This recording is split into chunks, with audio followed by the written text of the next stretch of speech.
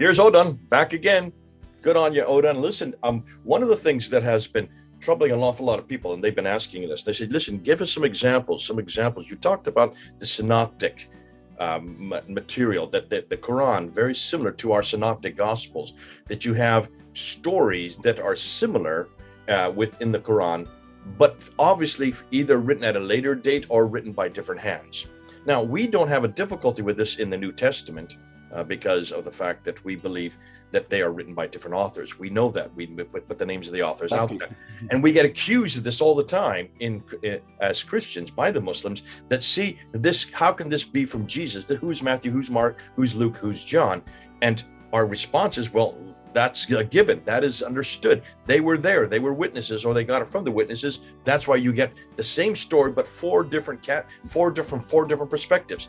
To us, that enhances the story because you're getting four different testimonies. Now, you're saying that the same thing exists in the Quran, and you're actually going to give some examples. They've been asking examples. Over to you. What are these examples that you've been giving us? So I will speak about Guillaume Dye's work, especially. So it's not my work, but as I already told your audience, I'm relying on very advanced scholars, and I'm making a sort of synthesis of what they did for the general public. And I've got here a very interesting example which is for me evidence that there were different authors, different scribes that were working on the Quranic text, and that they wrote it and rewrote it, added details, and so that there is evidence that there was an editing process and a writing process for the making of the Quranic text. Guillaume Dye, he wrote many articles in French and books also, but he also writes in English, and there is a very interesting article, you can find it on the web, which is Concepts and Methods in the Study of the Quran. That's in English for those of us who have to speak English. Obviously, we don't understand. That's very nice. Thank you for that. Go ahead. Sorry. I have taken two examples from this article, and I want to show to your audience in order to prove that the Quranic text has gone through an editing process. It is about, the first example is are the different narratives about the creation of Adam and Iblees in the Quran. We have variations that show us that there was an editing process.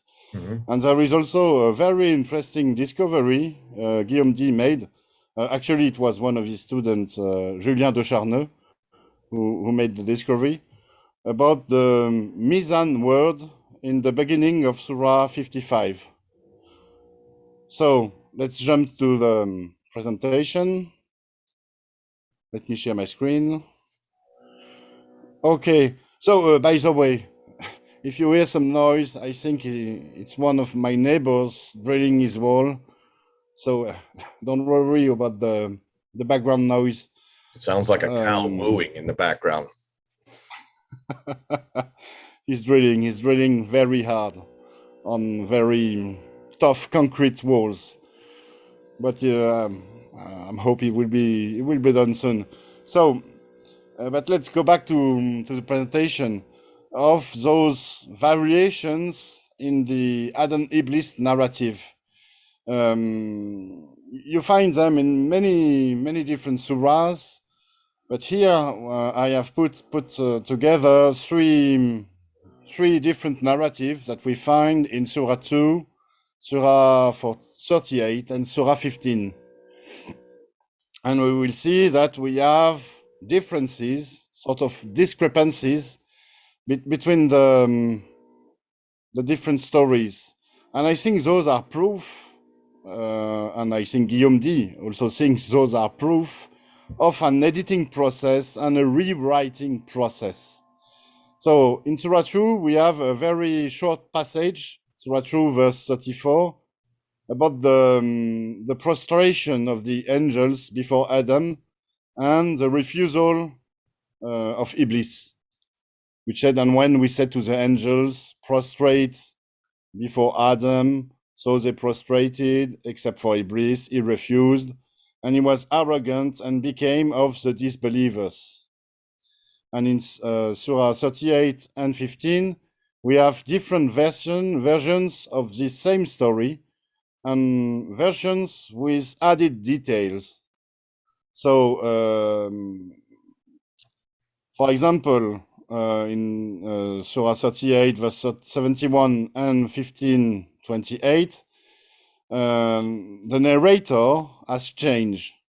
It is not God anymore who speaks, but someone who said, when your Lord, instead of when we said to the angels.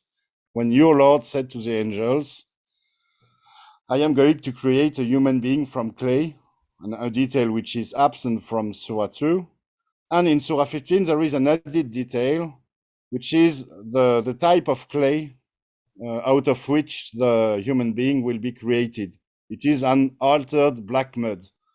And in Surah 15, in the previous verses, I don't remember the exact verses, but from number 20, I guess, it is there are details about this altered black mud. And other details that are absent from Surah 2. So when I have proportioned him and breathed into him of my soul, the same in Surah 15. And then we have almost the same as in Surah 2, prostrate before Adam, then fall down to him in prostration, fall down and the same. So the angel prostrated, the same, all of them entirely, except Iblees.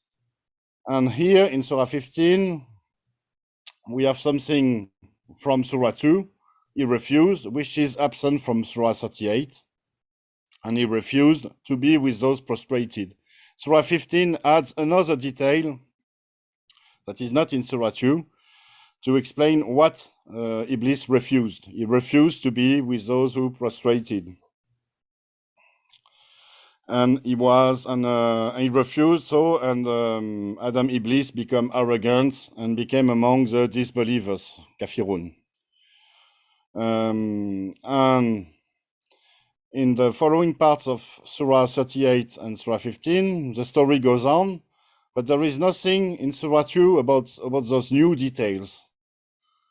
And a bit like before, we have different versions of the same story with details in one version that are not in the other, and the other way around. For example, the arrogance of Iblis is pointed out in Surah 38, but not in Surah 15. Here we see it in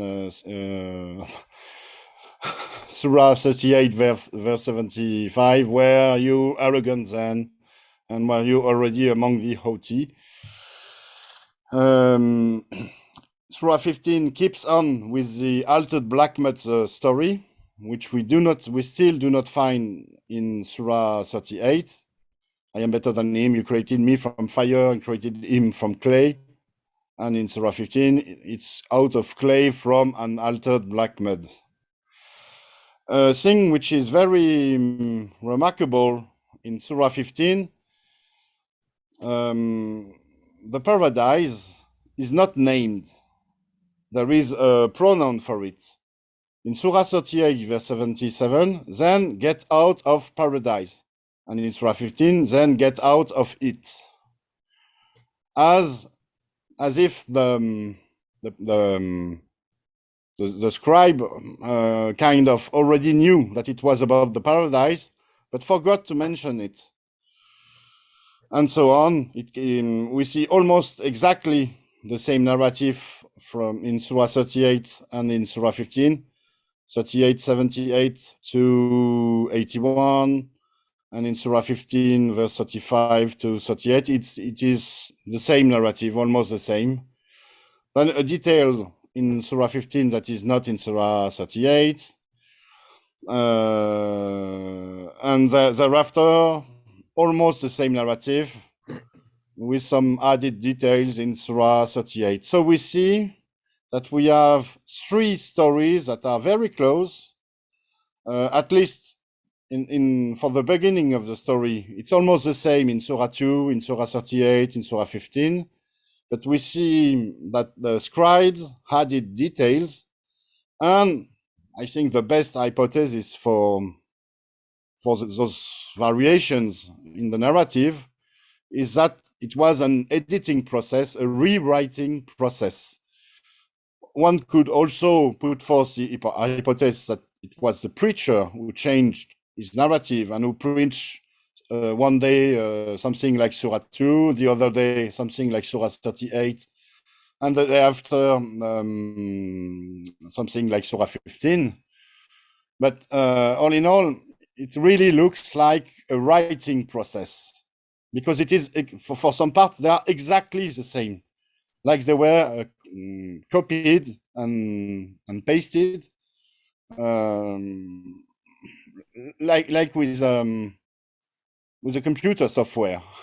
Those are exactly the same verses. For example, 78 and 38, 78 and 15, 35. So I think it is an editing process and a writing process, much more than a preaching or an oracular process. Well, this is good. This is excellent. Thanks, Odon. This proves that there has been a reworking, that this proves that a simple story, Adam and Iblis, as you put down there in chapter 2, in chapter 38, and chapter 15, so many differences between the different narrations, proving that there are either three different authors, which no Muslim will accept. No Muslim will accept that right there. Or there has been a change, a manipulation, in both cases of 38 and 15, additions, because there's a lot more in chapter 38 and chapter 15 than you have in chapter 2. So they've added to it, they've accreted it. And even they don't agree, because they have variations with between 38 and 15. So that the conclusion is very simple. Either this is three different authors who are looking at a story that has been passed down to them from earlier, and they're now just putting their own imprints on it. They're putting their own take on it, which is what we know and we're quite familiar with and we're very comfortable with in the New Testament Synoptic Gospels, because we know that there are four different writings of the same events. Sometimes one embellishes one says more about that event than the other. Sometimes one author writes in a completely different style than the other. That's what you would expect from four different authors. But you don't expect that from the Quran. No, the Quran is eternal. There is no authorship. You cannot have human manipulation. You cannot have accretions and deletion. It must be exactly the same story, word for word, idea for idea, sentence for sentence. And yet you're just showing three examples of where Guillaume Dye has found three different stories of the same story, but three different ways of saying the same story, proving a later accretion, or in this case, proving that there was an adaptation. Good stuff. Jay, I could add a sort of cherry on top of the cake. This is a French expression, the cherry on the cake. No, we have it in English as well. Give us a cherry on top of the cake. You have the same. We have the same. We got it from you guys. Thank you for that, because you're the one who gave us Jay, this story about the creation of Adam and the prostration of the angels and this Iblis this Iblis thing.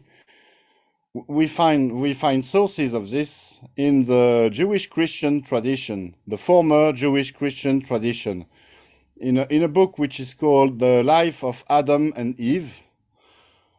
And again, we already discussed it, but it's all about the context. You see, this story was in the Jewish Christian context of the 7th century in the Middle East.